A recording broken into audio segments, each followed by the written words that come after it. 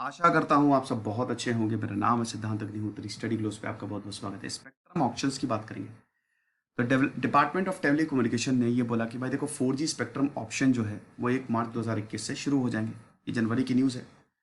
और ये 6th round of spectrum options हैं जो कि लगभग 3,92,000 करोड़ के होंगे।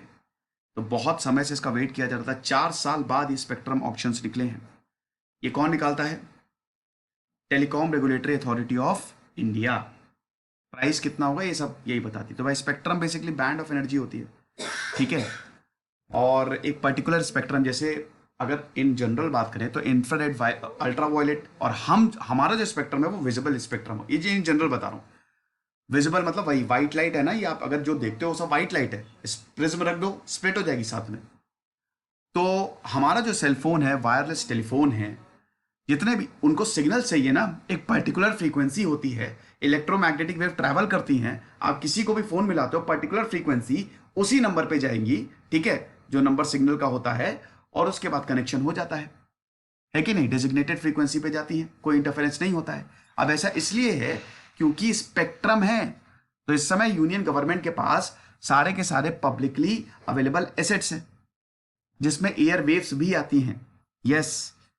तो अब जैसे जैसे सेलफोन बढ़ते जा रहे हैं, वायरलाइन टेलीफोन, इंटरनेट यूजर बढ़ते जा रहे हैं, ज्यादा सिग्नल चाहिए। आप देखते हो ना, कई बार कॉल ड्रॉप हो जाती है, सिग्नल नहीं आता, इंटरफेरेंस की वजह से सिग्नल जो है वो बंद हो जाता है। Loss of signal, quality of the sound picture produce जो हो रही है वो बहुत कम हो जाती है। सब सिग्नल पे डिपेंड करता है। तो अब स्पेक्ट्रम ऑप्शन यही है कि यहां पे सरकार जो है सिग्नल को ट्रांसमिट करने का राइट बेचती है। ये जो सिग्नल्स हैं, ये जो वेव्स हैं, ये इलेक्ट्रोमैग्नेटिक है ना, ये 10⁻3 × 10⁸ मीटर पर सेकेंड इलेक्ट्रोमैग्नेटिक। इलेक्ट्रोमैग्नेटिक, इलेक्ट्रिक और मैग्नेटिक फील्ड, ठीक है। तो ये स्पेक्ट्रम जो है वही राइट, कौन सिग्नल ट्रांसमिट करेगा, उसके राइट किसको जाएंगे, ये बेचा खरीदा जाता है। तो कंपनी जो है वो आती है, कंपनीज के पास, बड़ी बड़ी कंपनीज होती है, उनके पास इंफ्रास्ट्रक्चर होता है, और उसके बाद वो बोली लगाती है। बोली क्या मतलब? वो अपने प्राइजेस देती है। अभी जो पिछली बार स्पेक्ट्रम ऑक्शन किया गया था 2016 में, सरकार ने 2354 मेगाहर्ट्ज, इसका था 5.5 लाख करोड़। तो सरकार ने इसमें से खाली 965 मेगाहर्ट्ज ही बेचे, यानी कि 40% ऑफ स्पेक्ट्रम ही खाली सेल के लिए बेचे। तो अब न्यू स्पेक्ट्रम बेचना है, बाकी भी स्पेक्ट्रम तो बेचना पड़ेगा ना। तो अब 2021 में इसकी वैलिडिटी एक्सपायर होनी थी, तो अब ये 1 मार्च से शुरू हो गया था। तो स्पेक्ट्रम ऑक्शन आप देख सकते हैं, ठीक है। गुड डेटा के लिए आपको 800 मेगाहर्ट्ज चाहिए, और 3G के लिए 2100, फिर उसके बाद वाईफाई के लिए 2300, वाई मैक्स के लिए सब देख लीजिए क्या आप बताएंगे हम, ठीक है। तो अच्छा, हाँ ठीक है, ये शायद मैं आपको बहुत बता ही चुका हूँ कि इसमें वही है कि ये जितनी भी कंपनीज हैं, ये जो एसेट्स हैं, ये कंपनी को बेचे जाते हैं, ठीक है। और इंफ्रास्ट्रक्चर चाहिए कंपनी को। Central government through department of telecom, ministry of communication के अंदर आता है। ये एयर वेव्स जो है वो टाइम टू टाइम भेजती रहती हैं। इन्हीं एयर वेव्स को स्पेक्ट्रम बोला जाता है, जो कि बैंड में डिवाइडेड होते हैं। स्पेक्ट्रम जो है वो बैंड में डिवाइडेड होते हैं, ठीक है। एक पर्टिकुलर एनर्जी फ्रीक्वेंसी का बैंड होता है।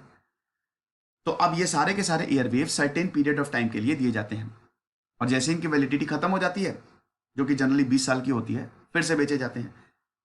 तो वही है कि इससे पहले 2016 में हुए थे, वैलिडिटी अभी 2021 में 5 साल में एक्सपायर होगी। तो यही चीज है। तो अब दिसंबर 2020 में यूनियन कैबिनेट ने बोला था कि 2251 megahertz of spectrum across 7 frequency bands में हम बेचेंगे। उसका रिजर्व प्राइस है 3,92,000 रुपए। अब इसमें 3 प्राइवेट प्लेयर्स कौन से भाई? रिलायंस होगा, एयरटेल होगा, वीआई होगा। इन यही 3 है, यही 3 बहुत बड़े प्राइवेट प्लेयर्स है, जिसने रिलायंस ने पूरी बैंड बजा दी है पूरी मार्केट की। अब उसके बाद कुछ फॉरेन कंपनीज भी हैं, ये भी बोली लगा सकती हैं। फॉरेन कंपनीज हालांकि भारत में अपनी ब्रांच सेटअप करनी पड़ेगी, और इंडियन कंपनी से इनको टाई अप करना पड़ेगा। अब तो 5G आ गया है, 5G एयरवेव्स आ गया है, क्या बात है। तो एयरवेव जो है वो 3,500 मेगाहर्ट्ज का, they are considered ideal for the 5G। इतना बैंड चाहिए आपको, ये आप देख सकते हैं। ये भी आराम से जियो, भारती एयरटेल, किसका कितना बैंड है ये आप आराम से देख लीजिएगा, ओके। तो भाई जियो जो है, बल्क ऑफ स्पेक्ट्रम जो है वो ये जियो ही ओन करता है। 800 मेगाहर्ट्ज का बैंड है, जो कि जुलाई 2021 में एक्सपायर हो गया है। 40 से 50 हजार करोड़ जो है दैट विल बी गिवन। मतलब ये ऑक्शन जो है इतना ज्यादा फिच करेगा, आसानी से फेच करेगा। अब इसमें आप प्राइस का डिस्ट्रीब्यूशन आप देख सकते हैं, ठीक है। फिर इसमें एजीआर की भी प्रॉब्लम आती है। देखिए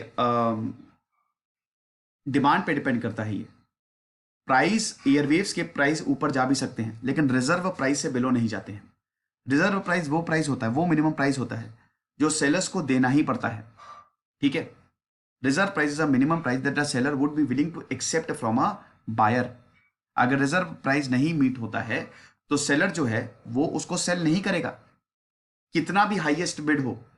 रिजर्व प्राइस कहने का मतलब ये है कि जो प्राइस ऑफ द एयरवेव्स है, एक रिजर्व प्राइस होता है, उसके ऊपर मतलब जैसे मान लो कि आप 10 रुपए मैं 20 रुपए की कोई चीज मैं बेच रहा हूं, तो 20 रुपए वो हाईएस्ट है। अगर आप 25-30 रुपए भी लगा दो, उससे ऊपर मैं दूंगा ही नहीं, कितना भी हाई आप बिड कर दो, समझे।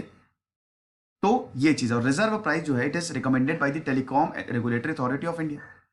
और सक्सेसफुल बिडर्स जो है उसको 3% एडजस्टेड ग्रॉस रेवेन्यू, भाई ये एजीआर जो है ना, ये भी तो देना पड़ेगा, प्रॉफिट का नहीं। ये जितना भी हो रहा है वो जो भी यहाँ पे कंपनीज कमाती है उसका रेवेन्यू जो है वो कुछ परसेंट सरकार को देना पड़ता है। स्पेक्ट्रम यूसेज चार्ज होते हैं ये चीज है, लाइसेंसिंग फी और स्पेक्ट्रम यूसेज चार्ज। और यही बहुत ज्यादा बवाल भी मचा था कि अभी भाई वोडाफोन ने नहीं दिया।